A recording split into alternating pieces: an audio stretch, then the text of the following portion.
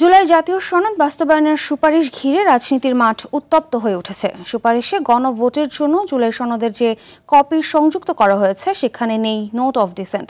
ফলে বেঁকে বসেছে বিএনপি। কমিশন ও সরকারের বিপক্ষে অনৈক্য সৃষ্টির অভিযোগ তুলেছে দলটি। সরকারের কাছে এভাবে উপস্থাপন করা সঠিক হয়নি মন্তব্য করে বিশেষজ্ঞরা বলছেন, দ্বিতীয় সুপারিশে ঐক্যের সুর রয়েছে। খান আলমিনের রিপোর্টে বিস্তারিত। জুলাই জাতীয় সনদ বাস্তবায়নের সুপারিশ সরকারের কাছে জমা দেওয়ার পর থেকেই রাজনীতির মাঠে অনৈক্যের সুর বেজে উঠেছে। প্রধান সব রাজনৈতিক দল জুলাই সনদ নিয়ে বিপরীতমুখী অবস্থান নিয়েছে।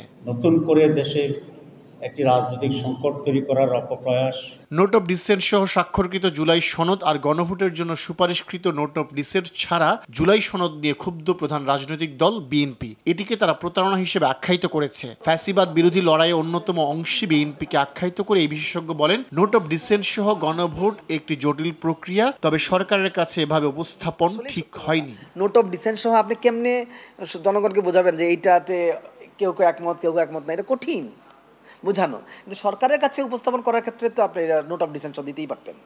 সরকার যখন গণভোটে দিবে প্যাকেজটা, সেই প্যাকেজে নোট অফ ডিসেন্ট হতে পারে রাখতে, কিন্তু এমনটা হওয়া যাবে না যে নোট অফ ডিসেন্টের কোনো ইস্যু মানে ঐক্যমত্য আকারে যদি মূল প্রস্তাবে চলে আসে, এটা ঠিক হবে না।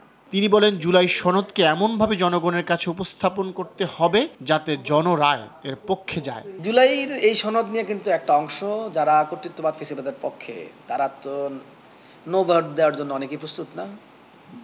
এক, দ্বিতীয়ত হলো আপনি হুবহু যেভাবে ঐক্যমত্য হয়েছে জুলাই সনদ নিয়ে সেইভাবে উপস্থাপন না করে যদি কিছু কাটছাট করে যোগ বিয়োগ করে এটাকে গণভোটে দেন, তাহলে আর একটা গোষ্ঠী অসন্তুষ্ট হচ্ছে না? আমরা তো না আসার জন্য জুলাই সনদ করি নাই ভাই। আপনি এমনভাবেই জুলাই সনদ উপস্থাপন করবেন যেভাবে করলে হ্যাঁ আসবে।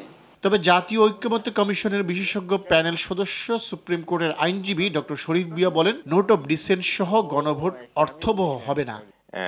আপনি যদি নোট অফ ডিসেন্ট সহ এটা গণভোটে নেন, সেই গণভোটের ফলাফল কিন্তু তেমন একটা অর্থবোধক হয় না, কারণ তখন তো আপনার নোট অফ ডিসেন্ট সহই জনগণ এটাকে অ্যাপ্রুভ করছে। কাজেই আপনি জানতে পারছেন না যে যেগুলোতে নোট অফ ডিসেন্ট আছে রাজনৈতিক দলের, সেগুলোর ব্যাপারে জনগণের মতামত। তিনি বলেন, কমিশন যে দ্বিতীয় বিকল্প প্রস্তাব দিয়েছে সেখানে সব রাজনৈতিক দলের চাহিদাকে গুরুত্ব দেওয়া হয়েছে। তো দ্বিতীয় প্রস্তাব, এটার মধ্যে আমি তো মনে করি অনৈক্য না, এটার মাধ্যমে সবগুলো রাজনৈতিক দলের চাহিদাকে অ্যাড্রেস করা সম্ভব হয়েছে এবং এতে করে সবগুলো দলের মধ্যে দ্বিতীয় প্রস্তাবের ব্যাপারে একটা ঐক্য হওয়ার আমি তো মনে করি ভালো সম্ভাবনা তৈরি হয়েছে।